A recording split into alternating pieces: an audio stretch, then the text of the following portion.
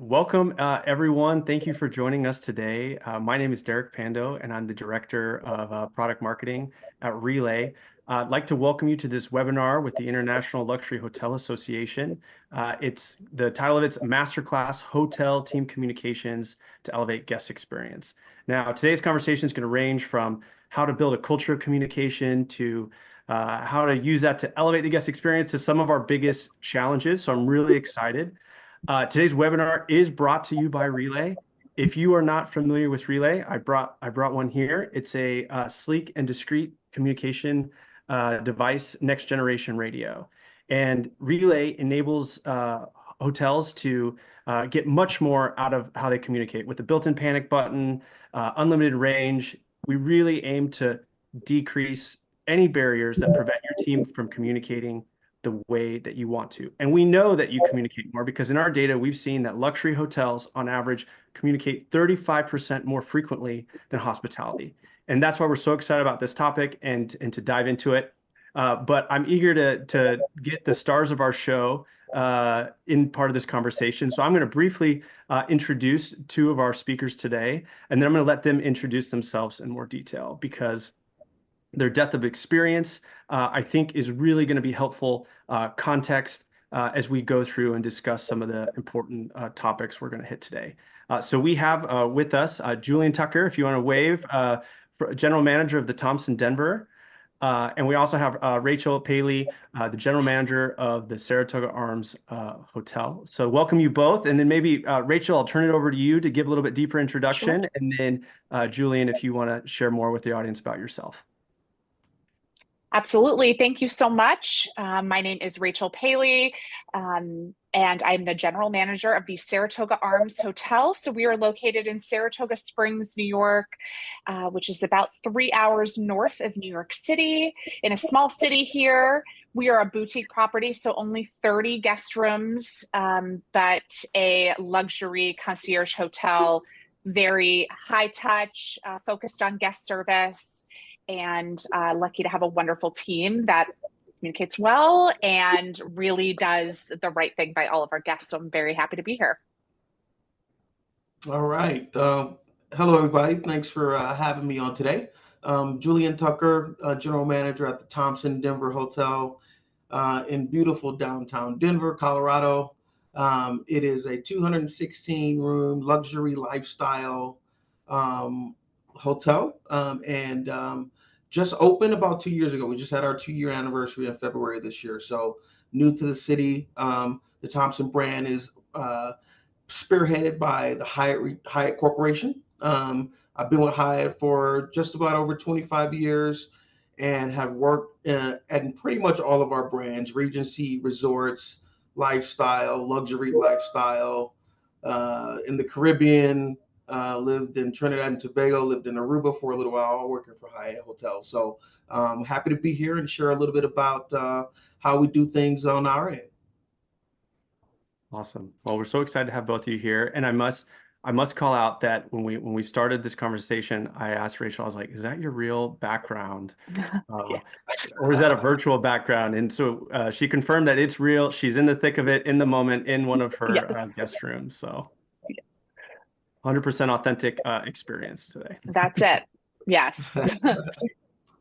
Awesome. Well, I'll kick things off. Our first kind of question that I wanted to pose to these two is, what is the general manager's role in elevating the guest experience or team communication? What should we look to them what part to play in it? So Rachel, do you want to maybe take it first? Yeah, here we go. Absolutely. So in my mind, the GM's role is just setting that example of communication that you expect from your team. So I am making sure that I know that my team has all of the information that they need, not only what's happening on the property, what's happening in our city, things that they need to be able to know to best serve our guests. And so I have a really strict cadence of communication with my team, and that's as simple as daily handoffs, as weekly update emails, one-on-ones, our daily stand-up meeting, just to make sure that they are constantly in the know for everything that they need to not only move through their workday, but to interact with their guests and to be knowledgeable and quick on everything that they need to know to run the day-to-day. So being present, making sure that I am communicating everything that they need to know from my end, and then they in turn have that same standard and expectation back down to our guests. Awesome, love it. Setting the pace. Julian, what's your take on this?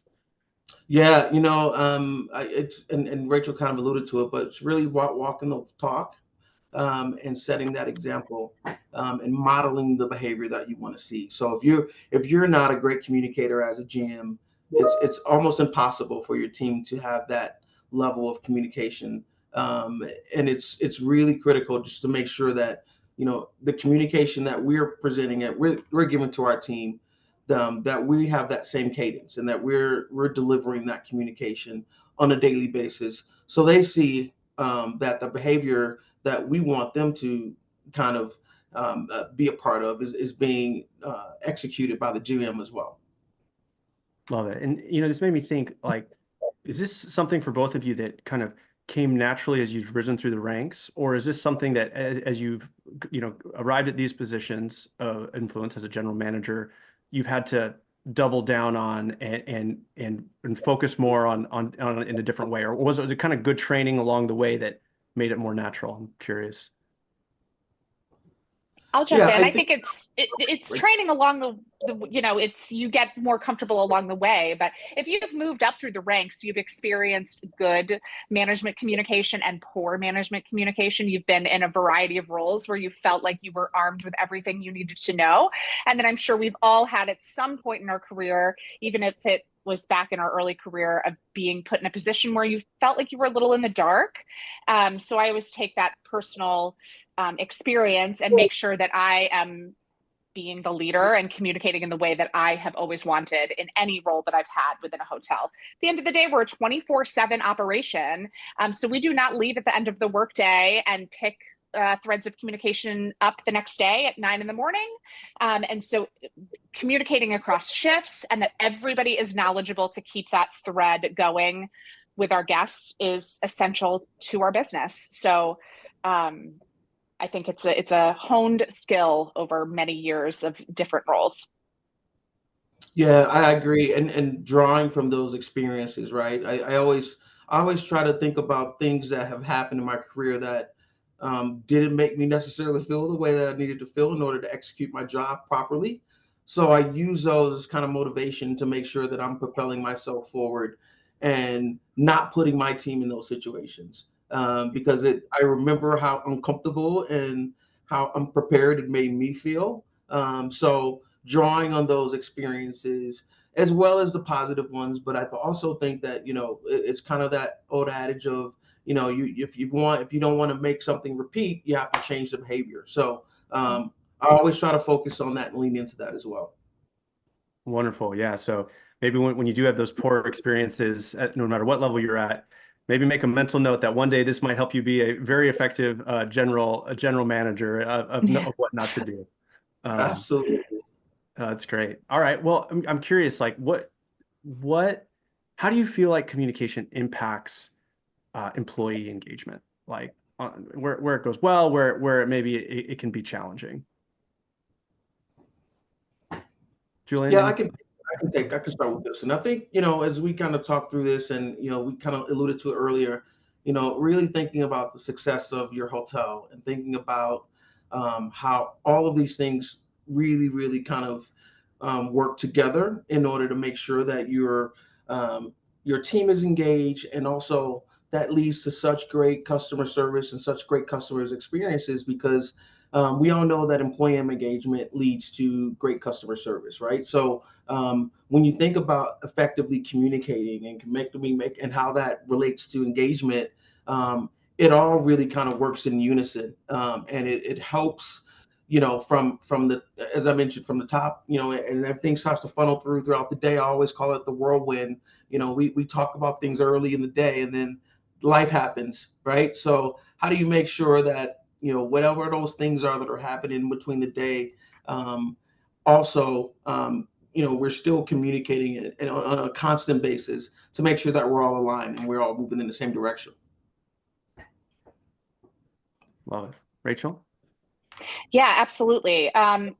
As Julian said, I think the number one driver of employee engagement is effective communication, that they are given the tools, they are aware of the company's goals, they are aware of brand standards and expectations, and they're never put in a position where they're interacting with a guest or with another employee and they are caught without the information that they need to give that guest the experience that they are looking for, or unaware of a new policy or a new procedure in your building. You always want to make sure that in every interaction that an employee will have throughout the day, that they are armed to deal with that interaction in the most effortless and smooth way possible. That is a huge driver of guest satisfaction here, that anyone that is a guest in our property can interact with anyone on my staff, from a housekeeper to a manager. They're going to be given the same information. It's going to be delivered in the way that we expect our team to communicate with our guests. And so everybody is just feeling empowered and in the know to give guests the experience that they're looking for. Wonderful. I'm curious, is there any ways that you both have found that you've been able to operationalize fostering that culture, or your favorite way that it like comes to life, or is it reinforced or rewarded, if anything comes to mind? Yeah, I think when you think about rewarding and you think about kind of how you properly give your team reassurance that what they're doing is working and it is having a positive impact on the business. I always say one size doesn't fit all. Like I think it's really about understanding what each individual, how they are motivated and what does it look like to them on a personal basis. So recognizing that it's not a one size fits all, recognizing that every colleague wants to be recognized in a different way, I think ultimately has a really great impact on how that colleague moves forward, in terms of, if they do feel appreciated, if they do feel like they're getting that recognition for doing a good job. So, personalizing it, which comes with understanding who your colleagues are and knowing that, your front desk agent is going to have a different level of recognition than someone that works in the kitchen or someone works in a different department, and really personalizing it down to that granular level, I think can really have a positive impact, on how that goes moving forward. I love that. And that's actually part of our onboarding experience here, is asking our team about their recognition preferences. So if an employee is absolutely mortified at the fact of getting recognition in an all-team meeting or in front of another coworker, following that practice is not going to produce the engagement result that you want. But if you know somebody that really shines by getting public recognition, you can put that in your, all team meetings or in department meetings or posted publicly in employee spaces throughout the hotel. So we always make sure to really key into exactly how they best receive recognition and feedback, so that those conversations can be the best fit for them personally. Love it. Okay, yeah, I'm hearing personalization is the key, and I think that, yeah, I think that it has so many applications across not just the hospitality industry, but beyond. Yeah, that's incredible. Absolutely. Let me ask you this: like, where do you see communication breaking down? Like, where are the points that you're most worried about, or that you feel like you got to keep the most eye on to reinforce? And I understand this could be a little bit maybe of a moving target, but do you see any patterns or big areas of concern? I'd love to hear and see what we can learn about that for those listening. Yeah, our business and our industry, and I'm sure Rachel can relate, is such a fast-paced moving industry sometimes. And I find that, a lot of times when communication breaks down, it's in those moments of change that happens quickly, where teams need to react at the drop of a hat. And you may not have all the details, you may not have all of the facts right then and there, but we need to get the team moving in the right direction. And sometimes that could have an impact on how communication is received, and also how communication is actually delivered. So it's you have this notion of rallying the troops and getting everybody together, but sometimes it could lead to a little bit of confusion, and that's also where a really great leader comes into play, to kind of really trying to help to kind of bring everybody in together. And it's okay to say, hey, we don't have all the facts right now, but here's what we need to do to get the team moving in the right direction, or here's how we need to make sure things are happening, and try to rein in some of that uncertainty when there's a time or two where things aren't necessarily communicated, because things are so moving so quickly. So I would use that, say that as an example as well. Yeah, Julian, I'm curious, are there certain times of that you'd recommend people be on the lookout for? I mean, is it hey, we have a big event, or there's a policy change? Like maybe a couple examples of the moments that you'd be most concerned about communication breaking down. Yeah, there's lots of moments that I'm concerned about communication breaking down, Derek. Um, but I would say, I can give it a recent example. We had a private event on one of our meeting spaces, and it was a lot more people showed up than we expected, which means we had to make more food, which means we had to act quickly. And it was a little bit of uncertainty in the beginning, where the event planning manager was talking to the client, and we're having this conversation about, all right, what do we need to do? We have 2 more hours. We need to get more food. We need more of this.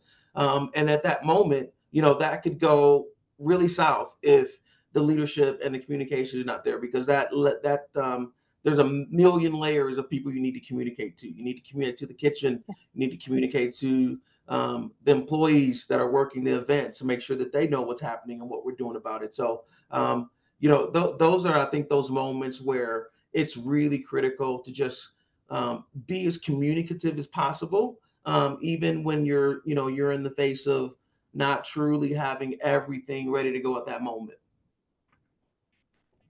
Julian took the words right out of my mouth. It is the speed of our business where things can break down when you have guests coming, guests going, full check-ins, full checks out, phone ringing, things happening in the city around you that guests expect you to know about and be knowledgeable on. At least our guests look to us as a concierge hotel. We should know about everything happening at every restaurant and every museum and every music venue. And so, those other businesses that we work very close with, their businesses are moving fast, and we need to be kind of the authority on not only everything happening on our property, but everything happening in our city that our guest is experiencing as well. We are we do a lot of personalization here at our property, including curating the room to each individual guest's personal taste. That's their temperature preference, the size of their bathrobes, the welcome amenities that they want in their fridge. And, it's a dance to get all of that set up for each incoming arrival every day. And then sometimes we have a curveball that there's a maintenance issue, or a guest is bringing another guest and needs to change room styles. And so, kind of the team communication to not only move that human, but all of the preferences and amenities and items that are traveling with them. And so, those changes can happen on a dime. And if it wasn't for all of our communication standards and routines, it could be very easy for things to fall through the cracks. So it's a fast moving business, and we cannot keep up if we are not making sure communication is at the top of the priority list every single day. Yeah, no, that makes sense. That talking about that external factor of, like, you don't need to know just what's happening in your hotel, but outside, like, Absolutely. how do you stay on top of it? Like, or Yeah. anything you'd want to share with your audience of, like, how you are able to do that at scale? Because that's just so many people to be checking in with. We're really blessed to have we have a dedicated concierge. So that's pretty much her role, is to be the liaison between our property and the outside businesses and vendors that we work really closely with. And we have a wonderful chamber of commerce. We have a wonderful CVB in our city that is really good about communicating those changes. And we know our most important players. So, there's over 60 restaurants in our town, but we have our top 5, and we want to be the most keyed in to what they are doing. Menu changes there, events, random closures, things like that. So, we're always very intimately keyed in with those specific businesses. And we're lucky to have a staff member that is really tasked with keeping on top of everything outside our 4 walls. Awesome. Yeah, I would say, and Rachel can probably attest to this. I have a very similar young lady, Josephine. She's our tastemaker, and I don't know how she does it, but she keeps her mind and her finger on everything that's happening in the city, and she's phenomenal. So it really keeps the entire hotel informed. Beyond, I wonder how she keeps it all. So very fortunate to have somebody like that who's got their finger on the pulse, and they know what's happening in the city. And sometimes before anyone else knows, she knows a lot of things that are happening around here. So it's great to have somebody like that. That's awesome. I mean, I'm hearing it it's the relationships, it's investing the right resources to make sure you can stay. And then of course, having, A players in those positions. So it sounds like it's what's made the difference for the 2 of you. Yeah. Let's talk about for a second a different aspect of communication, which is like, the feedback. Like how do you make sure that feedback is communicated clearly and directly, gets to the right people? Love to hear your philosophies and how you view that important part of communicating. I can jump in on this one. So I approach feedback 2 ways. One, those day-to-day, just quick tweaks and changes, how to best put a reservation into our system, or how to describe a special in our dining room, those types of feedback interactions right on the spot in the moment as that they are happening. Giving management by walking around. So just being present in the work area, seeing how our team is interacting with our guests, and making sure if there is a need to correct behavior, language, we're there, we're present, we can see it and handle it in the moment. I also have a really strict structure of meeting with my, not only my management team, but then I have some windows of time that I block off every single month for what I call skip level meetings. So giving everybody the opportunity to get some one-on-one time with me. And that's the opportunity for me to give them feedback if that is necessary, but it's mostly for me to receive feedback from them. Things that they think we could be doing better as a property, how it's going with their leader, anything that they need to make their job easier, better. I always want to make sure that there's a formal avenue for them to be able to share those concerns. And then those other corrections where it's more us giving feedback, I really like that to be as on the spot and in the moment as humanly possible. Yeah, I agree. And I'll also add to that, I think reinforcement of positive behaviors is also feedback. And, always, I think when you think about feedback and how people view it, sometimes it become a very negative connotation, right? But it doesn't have to be. You could be reinforcing positive behaviors.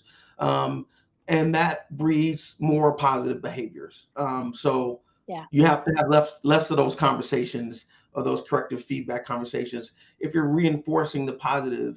And when you see something great, and I always say this, like you have to give people their flowers while they're doing something right, and in addition to making sure that you're correcting them if there's something that you see that needs to be corrected. But equally as important, that feedback is also a positive driver as well. Love that. Yeah, I mean, focus on the positive, informal, formal communication channels that are, outlined and available. That's awesome. This let me throw this question out. I think as we've kind of prepared for this discussion, this was something that kind of came up organically of like thinking about the role of technology in communicating with your employees and with guests, and the role of when technology is not a good idea. And so I'd love to hear where y'all draw the lines, where you draw the boundaries, how you think about it when you want to go the old-fashioned way or the new way. Love to hear more about how you're thinking about that. We've kind of built our business on the old-fashioned way, to be honest. I think, as almost every property, if a property did not have text messaging, as an example, leading into COVID, every hotel had that coming out of COVID, and we went that route as well. But I think a lot of properties went, contactless check-in, and really gave a guest an opportunity to move through their entire stay and have very minimal one-on-one interaction with staff members. We kind of built our brand on doing almost the exact opposite, and really leaning into that one-on-one connection with our guests. We are small enough to be able to do that. I know that's not scalable for all property sizes, but really kind of going back to kind of old school, really classic hospitality, where you are personally welcomed in by a staff member. You are walked to your room. A staff member is going to show you everything in your room, from how to operate the thermostat to turning on the fireplace, every amenity that is available to you. We do a lot of marketing to make sure that guests know that that is the type of property that we are, so they are not surprised by that aspect of their stay when they arrive. But we obviously use a lot of technology. We give our guests really the choice of how they want to best interact with us, if that's via text messaging, email, or a personal phone call with our concierge, or personal interaction with us here on property. A lot of our employee communication has gone to app-based softwares. That just gives a lot of transparency and accountability of who has seen which messages you are sending your staff. You have the opportunity to kind of have everything in one central place. So it's a balance of personal and old school interactions, and bringing on new technology platforms to streamline everybody's experience. Yeah, this is why I love this industry, because it's so different across different types of hotels, right? And I've worked in resorts where you have a family coming down for their family vacation, and they want to talk to you forever about everything under the sun. And then you have a place like the Thompson in Denver, which is a very cool, swanky, vibey kind of place where people they're there to do other things. They could care less about Right. the features of the room. Sometimes we don't even see them. They web check in, they print out a mobile key, and they go right to their room from the lobby. So I think that communication piece from a customer standpoint, it varies across so many different degrees of styles of hotels, that you really have to be in tune with what your customer wants. Similar to what Rachel said, you have to understand your customer. And it takes me to when you're in a store or a department store, when you walk in and the salesman is breathing down your neck from the moment you walk in the door. Most people want to look around a little bit, and they want to talk to somebody when they want to talk to somebody, and when they don't, they don't. And that's, I think, understanding your customer and understanding your brand, and being there. I think when somebody wants to talk to somebody, I think a lot of our evolving customers now, they want to do their own thing, but when they want to talk to the front desk, they don't want to talk to a bot, or they don't want to talk to a machine. Right. They want to talk to a person. And I think that aspect of our business will always remain there, because there's nothing in my mind that's ever going to beat a personal touch when you're staying at a property, especially if you are in need of something, or you want to you have a question, or you have a concern. That personal touch is, I think, one thing with all the technology and AI in the world, I think will never ever go away. Love it. Yeah, I think both your answers make me think of the word like intentionality of like Yeah. intentionally using technology for when it is helpful and when it fits your brand, when it fits your goals, but not technology for technology's sake. And thinking long and hard about that. When I think in a tech-filled world, and I literally work at a tech company, but I think it's good to think hard about those, decisions and say, hey, like, is this going to work for us? Right.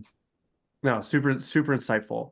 So I think this is our last question, but so I want to take it slow. And if you got multiple examples, let's hear it. But this is always one of my favorite questions on this topic, which is like, what examples of world-class communication that led to incredible guest experience moments or wow moments or whatever you want to call them. But I'd love to, to kind of reinforce some of the things that we've learned by showing where, how, and when you communicate made the biggest difference for your guest experience.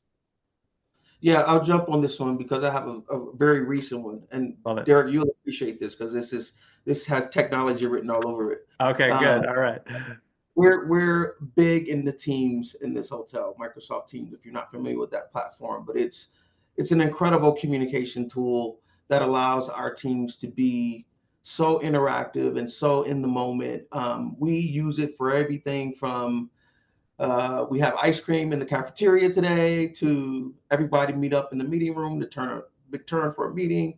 And it's engaging in the way that, we use this in so many different ways. And a recent example, we had a customer who was having drinks in our rooftop the previous night, came the next morning freaking out, couldn't find her wallet. Nothing was turned in, lost and found. And she had a flight to catch in like an hour and a half. So we got right on Teams. Our front office manager that was there got right on Teams. Anybody who's here, let's go up to Raynard Social, which is the name of our rooftop, and see if we can track down this wallet. Within 30 seconds, we had 10 people up there scouring this place, looking for this woman's wallet.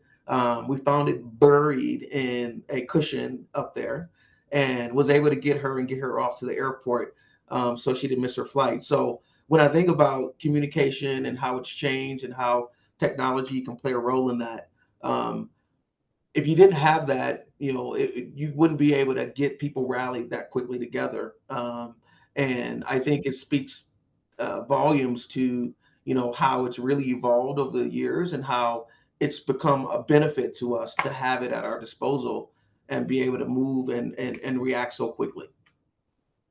So that's my recent example. It just happened 2 days ago.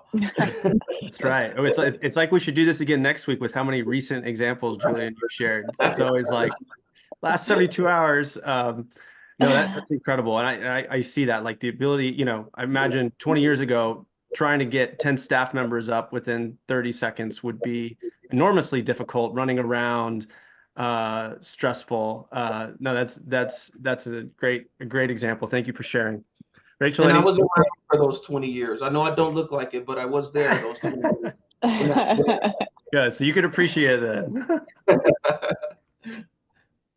Right. Yeah, I love that example, Julian. That's amazing. I think ours is more focused on, I'm always talking to my staff about active listening to look for any thread of why a guest is here that we could do something to really blow them away. I'm sure everybody in this industry has read Will Guidara's Unreasonable Hospitality book. It's like this amazing over-the-top book of all of these wonderful experiences that he is able to give his restaurant guests. So guests that are in his property for a really concentrated window of time.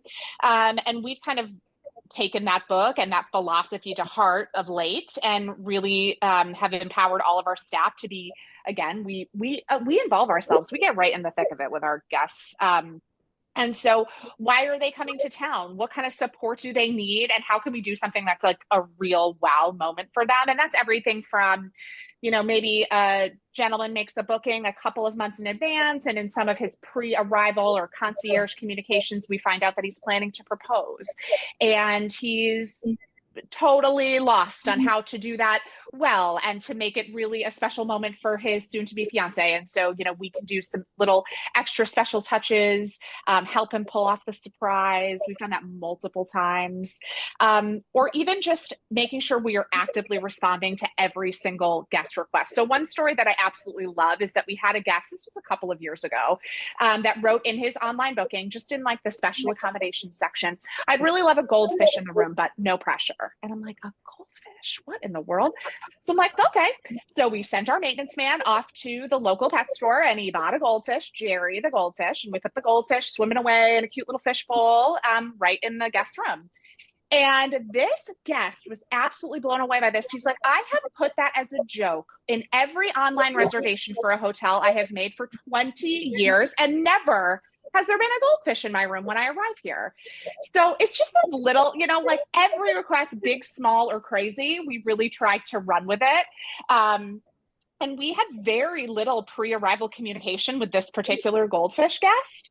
But we took that little sentence, we ran with it, and he was absolutely blown away by the experience. So empowering the staff to listen to our guests, think of ways that we could do something that's really above and beyond and special. And we've had some really incredible guest moments from examples like that. That's incredible. And the next time I say your hotel, I'm going to put, I want a tiger cub, just to see if we can make it happen. Yeah, it's happening. We'll do it. Okay. Awesome. Yeah. Well, thank you both so much for joining. I know I learned a ton, and I hope everyone listening learned from these two expert, very experienced general managers, and we're grateful to be a part of it and learn from you all, and grateful to the International Luxury Hotel Association for organizing this, and hope you enjoyed it. Thank you so much.